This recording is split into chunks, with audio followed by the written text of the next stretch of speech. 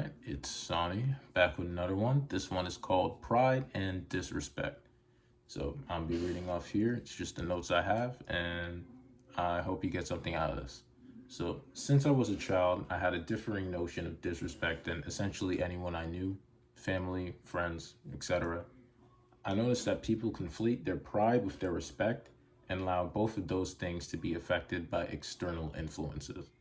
It is mainly a matter of taking things personally, and it seems as though, although many people define pride and self respect as an internal sense, however, they are often significantly affected by outside influences. The threshold for a statement to be interpreted as disrespectful is, in my opinion, very low in a majority of people.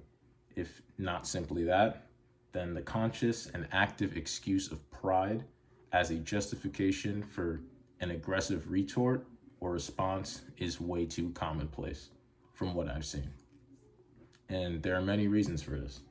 To start, we live in a society where respect is demanded and commanded by figures of authority.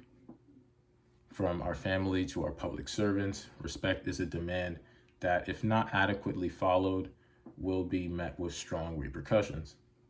This proliferates through the collective subconscious within our society that being in a position of authority entitles you broadly to a degree of respect.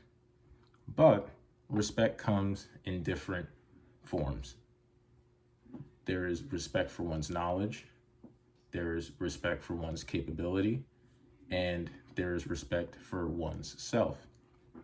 And in society, the three of these combine to assert an individual's status and value. On a personal level, however, respect for one's self takes precedence, and this is where the issue of pride comes to play. The definition of pride based on data from Oxford Languages is the following: a feeling of deep pleasure or satisfaction derived from one's own achievements, the achievements of those with whom one is closely associated, or from qualities or possessions that are widely admired. We conflate our pride with our self-respect to varying degrees. However, the overinflation of pride in regards to our respect is what can cause conflict, both internally and externally. Think of it as a balloon. As it increases in pressure, it is easier to pop. Just as how when our self-respect is inflated with pride, we become more sensitive to the things that challenge our sense of respect. Ego is essentially the amount of pride conflated with self-respect, and the outward expression of ego is based on how it is transmuted internally. When ego is not managed effectively, it can often be volatile with when it expresses itself outwardly. I'll say that again.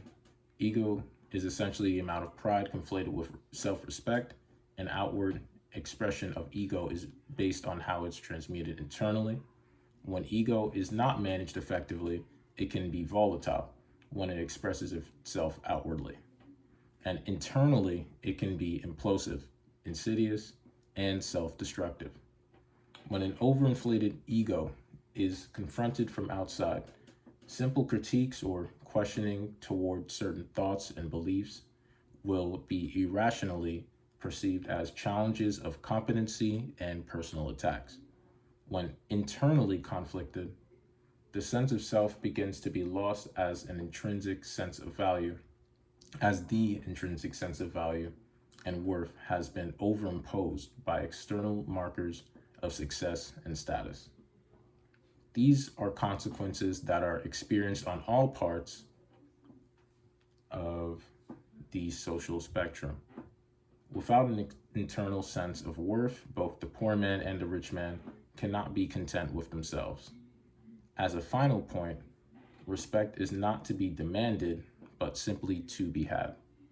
For those that disagree, realize that by nature of demanding something, that thing of which you are demanding, you are not in possession of. Respect is earned intrinsically, and it is given by those who have it and recognize it within other people.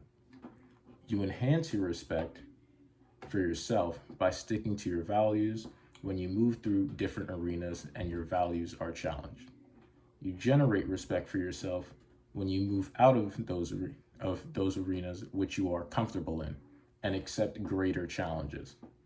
And you know your worth not by comparing your success to others, but by knowing where you stand in comparison to where you stood, and by how much belief you have in your capacity to grow. All right, thank you all. I hope you enjoyed and got something out of it. Peace.